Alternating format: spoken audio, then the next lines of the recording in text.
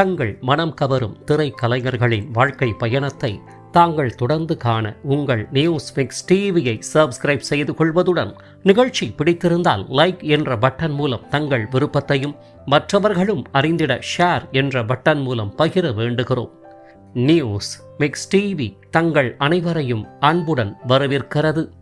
நெடிந்த உயரம் இல்லை எனினும் நீள்வட்ட வடிவ அழகிய முகத்தில் மீனை போன்ற சற்று அகன்ற விழிகளையும் கூர்மையான நாசிகளை மட்டுமின்றி பிரத்யேக குரல் வளத்தை தன்னகத்தை உடையவர்தான் தமிழ் மற்றும் மலையாளம் என இருமொழி திரைப்படங்களில் 2002 ஆண்டு முதல் 2006 வரை சுமார் 4 வருடங்கள் மட்டுமே ஹீரோயினாக வலம் வந்து காதல் என்ற புனித அன்பில் விழுந்து தமிழகத்தின் மருமகளாக மாறி போனவர்தான் மலையாள தேசத்து புதல்வியான நந்தனா மனோஜ் ஆவார். மலையாள திரை உலகில் குஞ்சாக்கோ போபன், மம்முட்டி மற்றும் சுரேஷ் கோபி எனும் முன்னணி ஹீரோக்களோடு ஹீரோயினாக முத்திரை பதித்தவர் மட்டுமில்லாமல் துஷ்யந்த், ஷாம் மற்றும் பாலா எனும் வளர் நாயகர்களின் இணையாக தோன்றி நடித்து சிறப்பித்தவரும் ஆவார். மறைந்த இயக்குனர் இமயம் பாரதி ராஜாவின் ஒரே பாச மருமகள், வாழ வேண்டிய வயதில் மறைந்து போன மனோஜின் காதல் மனைவி. இப்பேற்பட்ட கலை மற்றும் இல்லற சிறப்புகளை தன்னகத்தை கொண்ட நந்தனா அவர்கள் எங்கு பிறந்தார்? அவருடைய குடும்ப பின்னணி யாது? கலை பின்புலம் இல்லாத குடும்பத்தில் பிறந்தவர் எப்படி திரைத்துறையில் கால் பதித்தார்? முத்திரை பதித்த திரைப்படங்கள் யாவை? வளர்கலை நாயகியாக மின்னி வந்தவர் எவ்வாறு காதலில் விழுந்தார்? பெற்றோரின் எதிர்ப்பை மீறி நடந்த திருமணச் சூழல், கணவர் மனோஜின் லட்சிய கனவுகளுக்காக தோள் கொடுத்த நிகழ்ச்சிமிக்க வாழ்க்கை பயணம், பிள்ளைகள் எத்தனை பேர், அவர்கள் என்ன செய்து கொண்டிருக்கிறார்கள், போராட்டம், துயர் என மனதளவில் பாதிக்கப்பட்ட கணவர், வாழ வேண்டிய வயதில் தன்னை தவிக்க விட்டு மறைந்து போன கொடுமை, ஒரே ஆதரவாக இருந்த மாமனார் பாரதி ராஜாவின் இழப்பு, இருவருடைய மறைவிற்கு பின்னர் விளைந்த குடும்ப பிரச்சனைகள் என பரவும் செய்திகள் உள்ளிட்ட அவர்தம் தற்போதைய வாழ்க்கை பயணத்தை சற்று விரிவாக காண்போம். 1985 ஆண்டு ஜனவரி மாதம் 17ஆம் தேதியன்று கேரள மாநிலத்தின் மலபார் கடற்கரை பகுதியில் உள்ள கோழிக்கோடு பகுதியை பூர்வீகமாக கொண்ட ஸ்ரீகுமார் மற்றும் ஸ்ரீலதா தம்பதியருக்கு தவமிருந்து பிறந்த பாச மகள்தான் நமது வாழ்க்கை பயண நினைவலைகள் நாயகி அஸ்வதி எனும் இயற்பெயருடைய நந்தனா ஆவார். கல்வியும் உயர் பொறுப்புகளும் மிகுந்த அளவான குடும்பத்தில் பிறந்த அஸ்வதியானவர் தங்கள் வீட்டின் அருகே இருந்த பள்ளியில் தனது ஆரம்பகால கல்வியை இனிதே ஆரம்பித்தார்.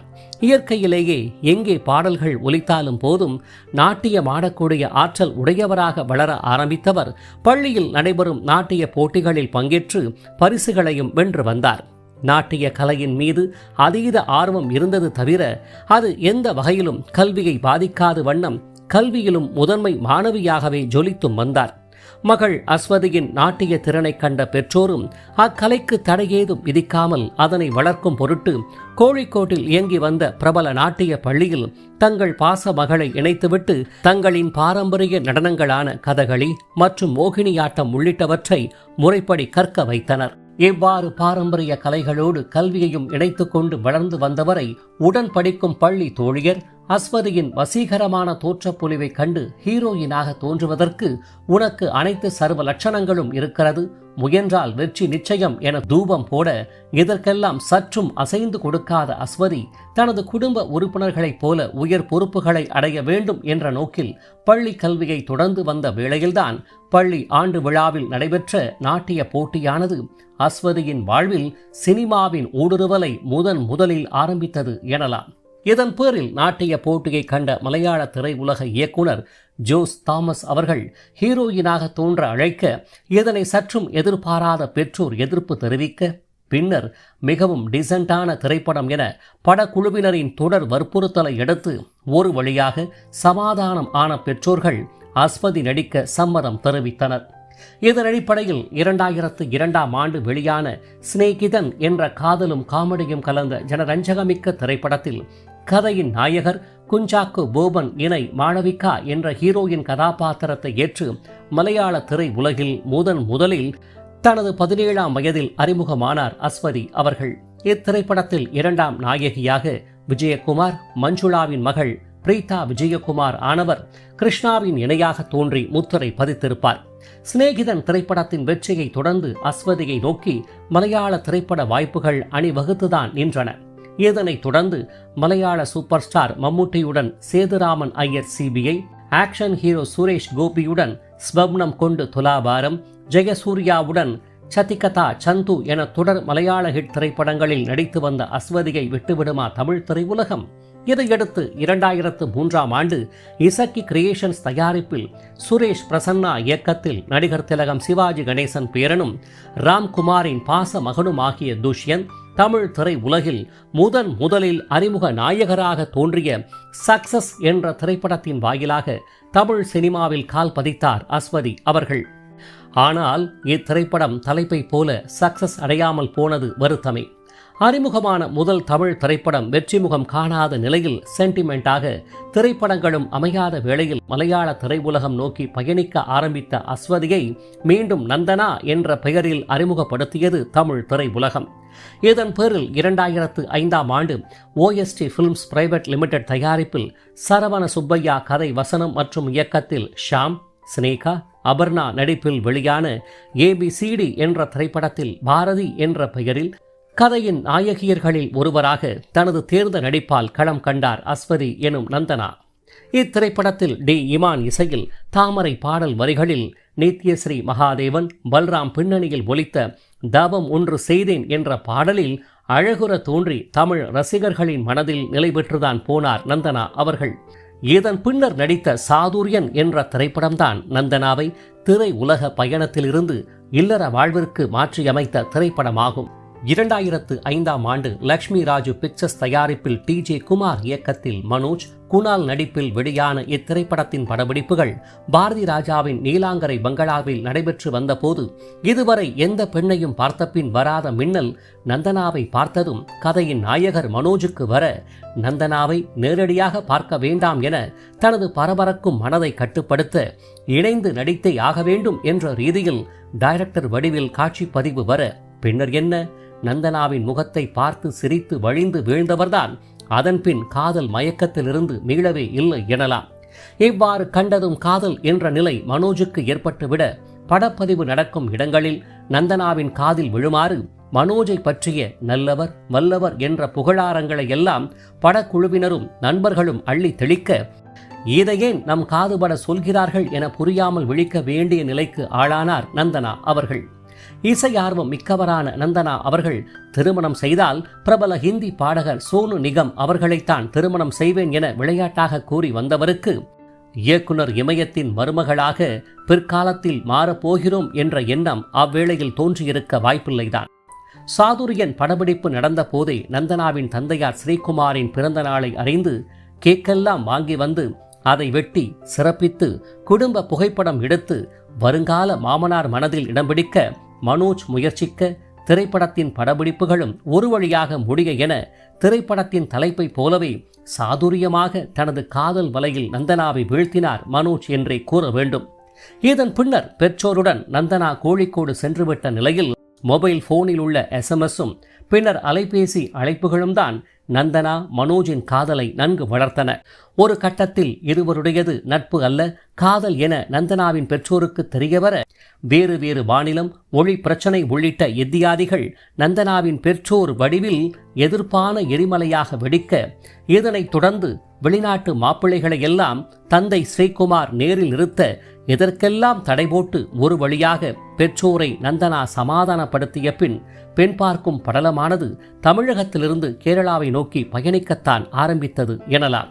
இதற்கிடையே மகன் மனோஜின் அழுத்தத்தால் தான் வராமல் தன் குடும்பத்தைச் சேர்ந்த மூத்த அண்ணன் தனது மனைவி சந்திர லீலாவதி, மகள் ஜனனி மற்றும் இன்னும் பல உறவுகளை பெண் பார்க்க அனுப்பி வைத்த பாரதி ராஜா அவர்கள் நந்தனாவின் பெற்றோரை போலவே நமக்கு செட்டாகாது என கூறிவிட்டு திரும்பி வந்து விடுங்கள் என சொல்லி அனுப்ப கோழிக்கோடு வந்து நந்தனாவை நேரில் பார்த்த பாரதி ராஜாவின் மூத்த அண்ணன் மற்றும் மனைவி சந்திர லீலாவதி, மகள் ஜனனி என அனைவருக்கும் மனதளவில் நந்தனா பிடித்து போக தந்தை பாரதி ராஜாவிடம் மனோஜுக்கு நந்தனாதான் சரியான தேர்வு என கூறியவர் பாரதி ராஜாவின் மகள் ஜனனிதான் என தனது தங்கையை பற்றி பேட்டி ஒன்றில் குறிப்பிட்டிருந்தார் மனோஜ் அவர்கள். இதன் பின்னர் 6 மாத காலத்திற்கு பிறகு தன்னுடைய தலைமையில் பெண் பார்க்கும் படலத்தை ஆரம்பித்த பாரதி ராஜா அவர்களுக்கு நந்தனாவின் பேசும் பாங்கு, கேட்கும் கேள்விகளுக்கு அளிக்கும் பண்பான பதில்கள் பிடித்து போக பின்னர் என்ன, நந்தனாதான் தனது மருமகள் என தேர்வு செய்தவர் உடனே சம்பிரதாய வழக்கங்களை மேற்கொண்டு உற்றார் உறவினர்கள் முன்னிலையில் நிச்சயதார்த்தம் செய்து முடித்தார். இதன் பேரில் 2006ஆம் ஆண்டு நவம்பர் மாதம் 19ஆம் தேதியன்று நந்தனாவின் பெற்றோர் விருப்பத்திற்கு இணங்க கோழிக்கோட்டிலேயே வெகு விமர்சையாக திருமணம் நடைபெற்றது. இதனைத் தொடர்ந்து திரை உலகினர், நண்பர்கள் புடைசூழ சென்னையில் பாரதி ராஜா குடும்பத்தினரால் வரவேற்பு நிகழ்ச்சி மிக பிரம்மாண்டமாக நடைபெற்றது. இவ்வேளையில் பாரதி ராஜா அவர்தம் மகன் மனோஜின் பாச பிணைப்பை இங்கே குறிப்பிட்டே ஆக வேண்டும்.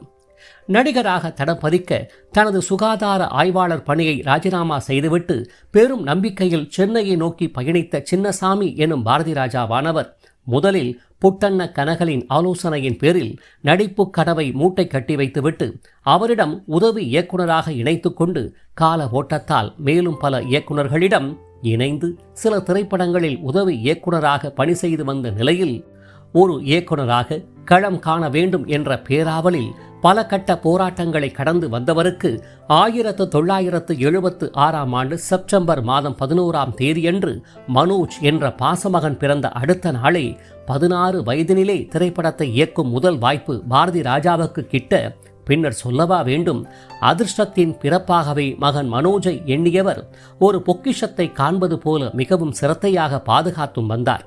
பிரபல ஊட்டி கான்வென்ட்டில் தனது செல்ல மகனை படிக்க வைத்தவர் தனது சிறுவயது கனவான நடிப்பு என்ற திறனை தன்னுடைய மகன் மூலம் ஜொலிக்க வைக்க வேண்டும் என்ற ஆவலில் தனது இயக்க திரைப்படங்களான முதல் மரியாதை, கொடி பறக்குது, நாடோடி தென்றல், கேப்டன் மகள் உள்ளிட்ட திரைப்படங்களில் குழந்தை நட்சத்திரமாக முகம் காட்ட வைத்தார். மனோஜ் பள்ளி படிப்பை முடித்தவுடன் மேற்படிப்புக்காக அமெரிக்காவின் தெற்கு புளோரிடா மாகாணத்தில் இயங்கி வந்த நாடக நடிப்பு கலைக்கான கல்லூரியில் இணைத்துவிட புலிக்கு பிறந்தது பூனையாகுமா என்ற ரீதியில் நடிப்பை விட தனது தந்தையைப் போல் இயக்குநராக வேண்டும் என்ற பெரும் கனவுதான் மகன் மனோஜிடம் காணப்பட்டது. இதன் பின்னர் ஒரு வழியாக கல்லூரி படிப்பை முடித்து சென்னை வந்தவர் தந்தை பாரதி ராஜாவின் விருப்பத்திற்கு மாறாக இயக்குனர் மணிரத்தினத்திடம் தன்னை உதவி இயக்குநராக இணைத்துக் கொண்டு 1995இல் வெளியான பாம்பே என்ற திரைப்படத்தின் வாயிலாக தமிழ் திரை உலகில் தடம் பதித்தார். இப்படியே விட்டால் தனது கனவான நடிப்பை மகன் நிறைவேற்ற மாட்டாரோ என்ற எண்ணத்தில் தன்னுடைய கதை வசனம் மற்றும் இயக்கத்தில் வெளியான தாஜ்மஹால் என்ற திரைப்படத்தின் வாயிலாக மகன் மனோஜை ஹீரோவாக அறிமுகப்படுத்தினார் பாரதி ராஜா அவர்கள். ஏஆர் ரகுமான் இசையில் வெளியான இத்திரைப்பட பாடல்கள் மிக ஹிட்டாக மனோஜின் அறிமுக திரைப்படமே வெற்றி பெறாமல் போனது இயக்குனர் இமயத்திற்கு பெரும் வருத்தமாக இருப்பினும் விடக்கூடாது என்ற ரீதியில் கடல் பூக்கள் என்ற திரைப்படத்தை முரளியுடன் இணைந்து மற்றொரு ஹீரோவாக மனோஜ் நடிக்க வாய்ப்பை ஏற்படுத்தி தந்தபோது இத்திரைப்படம் எதிர்பார்த்த வெற்றியை அடையாமல் தேசிய விருதையும் தமிழக அரசு விருதுகளையும் தான் வென்றது. இதன் பின்னர் அல்லி அர்ஜுனா, வருஷமெல்லாம் வசந்தம், பல்லவன், ஈரநிலம், மகா நடிகன் உள்ளிட்ட திரைப்படங்களில் நடித்து ரசிகர்களின் மனதில் படிப்படியாக நிறைந்து வந்தவர் அவ்வேளைய முன்னணி ஹீரோக்களுக்கு இணையாக வெற்றி பெறாமல் போனது சற்று சோகமே. எண்ணற்ற ஹீரோக்களையும் ஹீரோயின்களையும் அறிமுகப்படுத்தி வெற்றி பெற வைத்த இயக்குனர் இமயத்திற்கு தன்னுடைய மகன் மனோஜ் அவ்விடத்தை எட்ட முடியாமல் தவித்தது மன வலியை ஏற்படுத்தினாலும் எப்படியாவது என்றோ ஒரு நாள் அவ்விலக்கை மகன் எட்டி விடுவார் என்ற நம்பிக்கையில் இருந்தவருக்கு மகனின் இயக்குனர் என்ற கனவை விரும்பவில்லைதான். ஏனெனில் ஒரு நடிகராக வெற்றி பெறவில்லை என்றாலும் தான் சம்பாதித்த சொத்துக்களை கொண்டு மகன் நலமுடன் வாழ வேண்டும் என எண்ணியவர் இயக்குனர், தயாரிப்பாளர் என்ற துறையினுள் கால் வைத்து சொத்துக்களை இழந்து கடனாளியாகிவிட்டால் தனது மகனின் நிலை என்னவாகும், பேத்திகளின் எதிர்காலம் என்னவாகும் என்ற பயத்தில் ஒரு பாசமிகு தந்தையாக அம்மனநிலையில் பயணித்தார் பாரதி ராஜா அவர்கள். இது ஒரு புறம் எனில், ஒரு சாதனையாளரின் மகனாக பிறந்துவிட்டால் அது வரமா அல்லது சாபமா என்ற கேள்வி முன்னிருக்கும் போது வெற்றி பெற்றால் அது வரம், தோற்றுவிட்டால் அது சாபம் என்ற மனநிலை இருக்கிறதே, அது மிகவும் கொடியது ஆகும். இந்த மனநிலைதான் மனோஜ் அவர்களை பாடாய்படுத்தியது போலும்.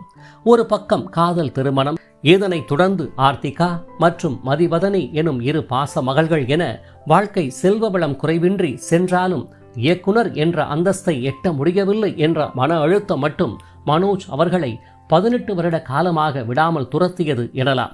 இவ்வேளைகளில் தனது காதல் கணவருக்கு தோள் கொடுக்கும் தோழியாக, ஆறுதல் தரும் தாயாராக, வழிகாட்டுதலில் அமைச்சராக என பெரும் பக்க பலமாக காதல் மனைவி நந்தனாவும், பெற்ற இரு மகள்களும் பெரும் ஆதரவாய் இருந்த நிலையில் அவர்கள் தந்த மாபெரும் உற்சாகத்தில் பயணித்தவர் கலை உலக போராட்ட களத்தில் மீண்டும் எழுச்சியுற்று நிற்க தந்தை பாரதி ராஜா இயக்கிய பொம்மலாட்டம், ஷங்கரின் எந்திரன் உள்ளிட்ட திரைப்படங்களில் உதவி இயக்குநராகவும் துணை நடிகராகவும் தோன்றி வந்தவருக்கு இயக்குனர் நிலையை அடைய முடியவில்லையே என்ற அழுத்தத்தின் விளைவாக இன்சுலின் எடுத்துக்கொள்ளும் அளவுக்கு சர்க்கரை நோய் தனது ஆட்டத்தை ஆரம்பிக்க விசில், பவித்ரா உள்ளிட்ட குறும்படங்களை இயக்கிய மனோஜ் அவர்களுக்கு பல கட்ட போராட்டங்களுக்கு பிறகு அவர் எண்ணிய இயக்குனர் என்ற அந்தஸ்தும் தேடித்தான் வந்தது. இதன் பேரில் 2023 ஆண்டு சுசீந்திரன் அவர்களின் வெண்ணிலா புரொடக்ஷன்ஸ் தயாரிப்பில் மார்கழி திங்கள் என்ற திரைப்படத்தை இயக்கி தனது லட்சிய கனவான இயக்குனர் என்ற நிலையை தொட்டார் மனோஜ் அவர்கள். அதுவும் எவ்வாறெனில் பல திரை கலைஞர்களை பட்டை தீட்டப்பட்ட வைரமாக ஜொலிக்க வைத்த இயக்குனர் இமயம் பாரதி ராஜாவையே, அதாவது தனது தந்தையாரையே கதையின் பிரதான நாயகர் ராமையா என்ற கதாபாத்திரத்தை ஏற்க வைத்து எப்படி நடிக்க வேண்டும் என்பதனையும் சொல்லிக் கொடுத்து ஒரு திரை உலக தகப்பன் சுவாமியாகவே மாறினார் மகன் மனோஜ் அவர்கள். இத்திரைப்படம் எடிசன் விருதை வென்றது. இத்திரைப்படத்தின் படப்பிடிப்பு நடந்த முதல் நாளிலேயே ஓய்வறியாது அங்கும் இங்கும் ஓடிக்கொண்டு தனக்கு கிடைத்த இயக்குனர் என்ற அங்கீகாரத்திற்கு மதிப்பு சேர்த்து வந்த மகன் மனோஜின் திறனை கண்டு வியந்து போன தந்தை பாரதி ராஜா அவர்கள் இரவு வீட்டிற்கு வந்து பெரும் களைப்புடன் தூங்கிக் கொண்டிருந்த மகனின் நிலை கண்டு நெகிழ்ந்தவராக பாசத்தின் உச்சமாக மகன் மனோஜின் காலை பிடித்து அழுத்திவிட திடுக்கிட்டு எழுந்து போன மனோஜ் தந்தையின் செயல் கண்டு அதிர்ந்தவராக ஆனந்த கண்ணீர் வடிக்க தந்தையாரும் அக்கண்ணீரில் கலக்க இதனை கண்ட மனோஜின் தாயார் சந்திர லீலாவதி, மனைவி நந்தனாவும் அழ என அவ்விடமே கண்ணீர் மழையால் அல்ல பாச மழையால் நனைந்துதான் போனது. இதையடுத்து 13 ஆண்டுகளுக்கு முன் எழுதிய கதையை கொண்டு தந்தை பாரதி ராஜா இயக்கத்தில் வெளியான சிகப்பு ரோஜாக்கள் என்ற திரைப்படத்தின் 2ஆம் பாகத்தை இயக்கி தயாரிக்க மனோஜ் அவர்கள் முற்பட்ட வேளையில்தான் மகனின் அடுத்த வெற்றியை காண தந்தை பாரதி ராஜாவும் காதல் கணவரின் ஏற்றத்தை காண மனைவி நந்தனாவும் மிகவும் ஆவலுடன் காத்திருந்த வேளையில்தான் யாரும் எதிர்பாராத வண்ணமாக 2025 ஆண்டு மார்ச் மாதம் 25ஆம் தேதியன்று வாழ வேண்டிய 48 எனும் மத்திம வயதில் திடீரென ஏற்பட்ட மாரடைப்பால் காலமானார் மனோஜ் அவர்கள். தனுஷ் நடிப்பில் வெளியான திருச்சிற்றம்பலம் என்ற திரைப்படத்தில் நடித்த போதே படிப்படியாக முதுமையின் காரணமாக உடல் நலம் குன்றி வந்த பாரதி ராஜா அவர்கள் மகனின் மரணத்தால் மனதளவில் கடுமையாக நொறுங்கி போய் உடல் அளவில் பெரும் பின்னடைவை சந்திக்க ஆரம்பித்தார். ஒரு கட்டத்தில் என் மகனை போய்விட்டான், இனி வாழ்ந்து என்ன பயன் என தனக்கிருந்த சர்க்கரை குறைபாடு மற்றும் உயர் இரத்த அழுத்தத்திற்கான மருந்து மாத்திரைகளை உட்கொள்வதை நிறுத்தியதுடன் அதற்கான சிகிச்சைகளையும் முறைப்படி எடுக்காது தவிர்த்தும் வந்தார். இது ஒரு புறம் இருக்க, தன்னை எப்போதும் அச்சு என செல்லமாய் அழைத்து வந்த காதல் கணவர் மனோஜ் மறைவால் நிலைகுலைந்து போன நந்தனாவும் 2 பெண் குழந்தைகளை வைத்துக்கொண்டு என்ன செய்வதென்று புரியாமல் துயர் மிகு மன வலிகளோடு பயணித்து வந்தவருக்கு பெற்றோரும் மாமனார் பாரதி ராஜாவும் உற்றார் உறவினர்கள் பக்க பலமாக இருக்க காலத்தின் ஓட்டம் மகள்கள் ஆர்த்திகா, மதிவதனி வடிவில் அவர்களின் எதிர்காலம் பற்றிய சிந்தனைகளுடன் பயணிக்க கணவர் மனோஜ் இறந்த 1 வருடத்திற்குள் பக்க பலமாய் இருந்த மாமனார் பாரதி ராஜா அவர்களும் மறைந்து போக என்ன சொல்வது, பட்ட காலிலே படும் என்ற முதுமொழிக்கு ஏற்ப தீரா மனவலிகளுக்கு ஆளானார் நந்தனா அவர்கள். தனது மகனுக்கு மணப்பெண்ணாக தன்னை காண வந்து பாராட்டி திருமணத்தை நடத்தி வைத்தது, தன்னுடைய பிறந்த நாளுக்கு கேக் வெட்டிய போது ஒரு தந்தையாக முன்னின்று கேக் ஊட்டி மகிழ்ச்சியை பரிமாறியது, தனது கணவர் மனோஜை தன்னுடைய 2 பேத்திகள் வடிவில் பாரதி ராஜா அவர்கள் கண்டு இளைப்பாறிய காட்சிகள் நந்தனாவின் மணக்கண் முன்பு நிச்சயம் நிழலாடிவிட்டு போயிருக்கும். நிலைமைகள் இவ்வாறு இருக்க பாரதி ராஜாவின் மறைவையொட்டி ஊடகங்கள் மற்றும் பத்திரிகைகளில் வெளியான காட்சிகளும் பதிவுகளும் ரசிகர்களுக்கு வேதனையை ஏற்படுத்தின. மேலும் பாரதி ராஜாவின் குடும்ப சொத்து விவகாரங்கள் என்ற தலைப்பில் விவாதங்களும் வெளியாகி பெரும் பரபரப்பை ஏற்படுத்தின. இந்நிலையில் இப்பிரச்சனையை முடிவுக்கு கொண்டு வரும் பொருட்டு மறைந்த பாரதி ராஜாவின் தம்பியும் தயாரிப்பாளர் மற்றும் நடிகருமான திரு ஜெயராஜ் அவர்கள் பிரபல யூடியூப் சேனல் ஒன்றில் பேட்டி அளித்தார். அதில் தனது அண்ணன் பாரதி ராஜாவை நன்கு கவனித்து வந்த அவரது மனைவி திருமதி சந்திர லீலாவதி அவர்கள் ஒரு முக்கிய நிகழ்வுக்காக சொந்த ஊரான தேனி மாவட்டம் சென்றிருந்த வேளையில்தான் எதிர்பாராத விதமாக தனது அண்ணன் பாரதி ராஜா அவர்கள் மறைந்துவிட்டார் என்றும், இந்த உண்மை தெரியாமல் பலரும் வாய்க்கு வந்த வண்ணம் பேசியது தங்களுக்கு பெரும் மன வலிகளை தந்தது எனவும், அதை போல பாரதி ராஜாவின் மகள் ஜனனிக்கும் மருமகள் நந்தனாவுக்கும் சொத்து தகராறு என வெளியாகியுள்ள செய்தி உண்மைக்கு புறமானது என்றும், மகன் மனோஜ் உயிரோடு இருந்த போதே தனது அண்ணன் பாரதி ராஜா அவர்கள் சொத்தினை 3 பங்காக பிரித்து மனைவி சந்திர லீலாவதிக்கும் மகன் மனோஜுக்கும் மகள் ஜனனிக்கும் பிரித்து கொடுத்து விட்டதாகவும், உண்மை இவ்வாறு இருக்க பலரும் அவரவர் இஷ்டம் போல் பேசி வருவது பெரும் வருத்தத்தை ஏற்படுத்தி வருகிறது எனவும், பல குடும்பங்களில் ஏற்படும் சாதாரண பிரச்சனைகள் போன்றே தனது அண்ணன் பாரதி ராஜா மறைவில் அவரது மகளுக்கும் மருமகளுக்கும் ஏற்பட்டதாகவும், இதனை பெரிதுபடுத்தி சொத்து விவகாரம் என்றெல்லாம் அவரவர் மனதில் தோன்றும் எண்ணங்களை வெளியிட்டு வருவது மிகவும் வருந்தத்தக்கது எனவும் அப்பேட்டியில் வேதனையுடன் ஜெயராஜ் அவர்கள் பகிர்ந்துள்ளார். திரு ஜெயராஜ் அவர்கள் குறிப்பிட்டதை உற்று நோக்கினால், மறைந்த பாரதி ராஜாவின் மகள் ஜனனியோ மருமகள் நந்தனாவோ என யாரும் பிறரை நேரடியாக குற்றம் சாட்டி இதுவரை எப்பதிவுகளையும் பேட்டிகளையும் வெளியிடாத நிலையில் இந்நிகழ்வை எவ்வாறு யூகிக்க இயலும்?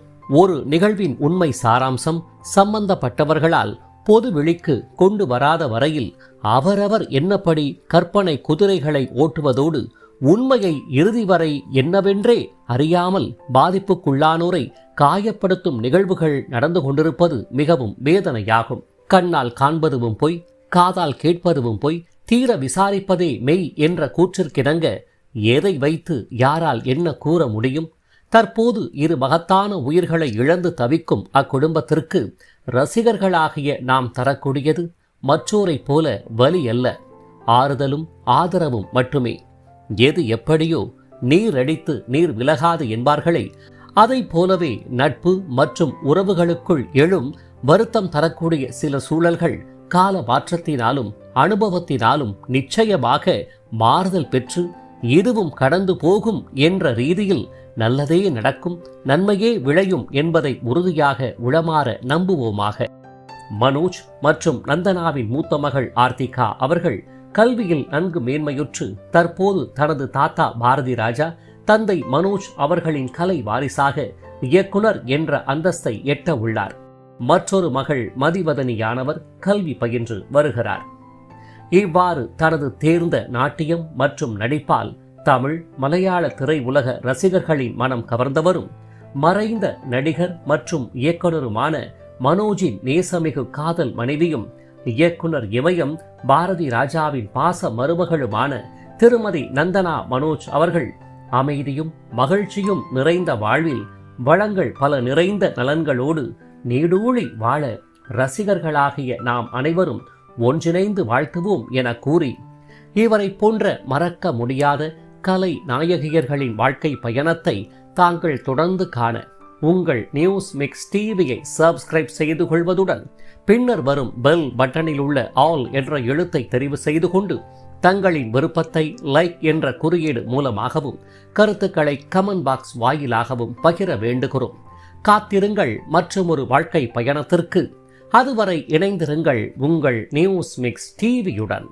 நன்றி.